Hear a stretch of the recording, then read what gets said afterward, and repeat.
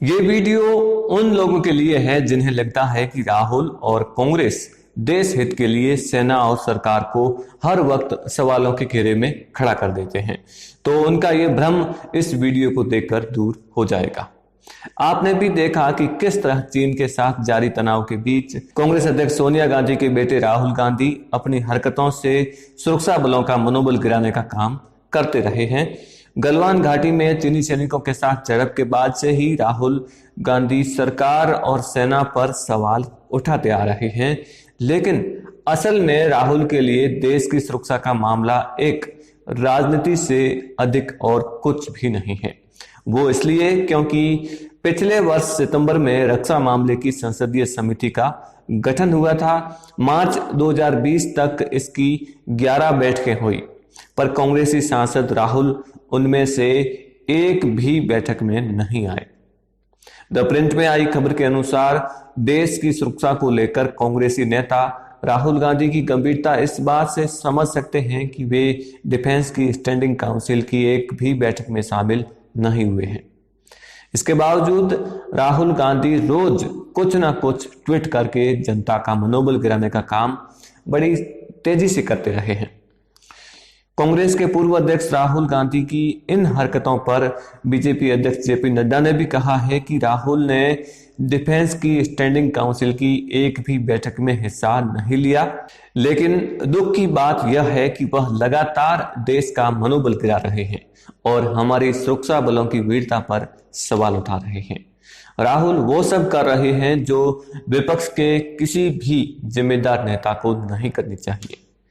राहुल गांधी पर एक बड़ा हमला करते हुए जेपी नड्डा ने कहा कि राहुल गांधी एक ऐसे गौरवशाली वंशवादी परंपरा से है जहां रक्षा मामलों के लिए कमेटी नहीं बल्कि कमीशन मायने रखता है। कांग्रेस में कई ऐसे काबिल सदस्य हैं जो संसदीय मामलों की अच्छी समझ रखते हैं, लेकिन वंशवाद के चलते ऐसे नेताओं को आगे बढ़ने नहीं दिया जाएगा।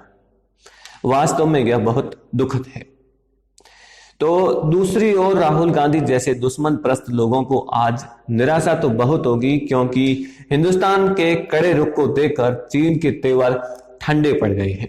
सीमा पर तनाव के बीच खुद प्रधानमंत्री नरेंद्र मोदी ने लद्दाख पहुंचकर वहां पर तैनात सैनिकों से मिलकर जिस तरह की भाषा और जिस तरह के जोश में उन्होंने चीन को ललकारा था, जिससे जिनपिंग के हौसले पस्त हो गए।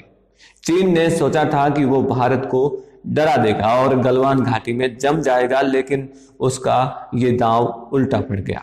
भारत युद्ध के मोड में आ गया और सैनिकों के साथ साथ लड़ाकू विमान भी एलएसी पर तैनात कर दिए। दुनिया भर के देश भारत के साथ आ गए। इसका असर हुआ और चीन बैकफुट पर आ गया। गलवान घाटी से चीनी सैनिक 1.5 किलोमीटर पीछे हट गए हैं।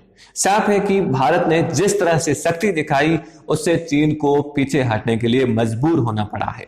भारत ने चीन को सैनिक, आर्थिक और कूटनीतिक तीनों मोर्चों पर चीन को करारी शिकस्त दी है। पहले भारत ने लेह लद्दाख में जबरदस्त सैन्य शक्ति के जरिए चीन को सोचने पर मजबूर किया। फिर 59 चीनी ऐप पर प्रतिबंध लगा और चीनी सामान के बायकॉट के साथ आर्थिक कमर तोड़ दी। इसके बाद भारत ने कूटनीतिक चाल चलते हुए विश्व बिरादरी में पाकिस्तान की तरह चीन को भी अलग थलग कर दिया। रूस, अमेरिका, जापान, ऑस्ट्रेलिया, ब्रिटेन और फ्रांस के साथ साथ सभी बड़े देश भारत के पक्ष में एकजुट हो गए। गलवान घाटी के PP4 में चीनी सैनिकों द्वारा किया गया निर्माण कार्य ध्वस्त कर दिया गया है और गाड़ियों के साथ सारे साजो सामान भी हटा लिए गए हैं। हालांकि इसके बावजूद भारत पूरी तरह से सतर्क है, क्योंकि पिछली बार भी उसने हटने की बात कहकर हमला कर दिया था। दोनों देश तनाव को कम करने के लिए कई दौर की कमांडर स्तर की बातचीत कर चुके हैं। सेना सूत्रों के मुताबिक चीनी सैनिक पीछे तो हट गए हैं, लेकिन उनकी स्थिति को अभी वेरीफाई किया जाएगा। चीन ने अपने सैनिकों को कितना पीछे हटाया है, यह वेरिफिकेशन के बाद ही कंफर्म हो पाएगा। 30 जून को कोर कमांडर स्तर की मीटिंग में वेरिफिकेशन की प्रक्रिया भी तय की गई थी, जिसमें तय किया गया था कि एक कदम उठाने के बाद प्रूफ देकर ही दूसरा कदम बढ़ाया जाएगा। वेरिफिकेशन में 3 दिन का समय लग सकता है। एक अधिकारी ने कहा है कि जैसे चीन ने एक टेंट हटाया तो 3 दिन के अंदर यूएवी से उसकी फोटो ली जाएगी और फिर पेट्रोलिंग पार्टी जाकर फिजिकल वेरिफिकेशन भी करेगी। जब वेरिफिकेशन हो जाएगा तो उसके बाद दूसरा कदम उठाया जाएगा। तो फिलहाल इस वीडियो में बस इतना ही। राहुल गांधी और चीन के बारे में आपकी राय हमें कमेंट बॉक्स में जरूर लिखिए। वीडियो को ज्यादा से ज्यादा शेयर कीजिए, लाइक कीजिए और ऐसी ही खबरों के लिए अपना इंडिया चैनल को सब्सक्राइब कीजिए। जय हिंद, जय भारत।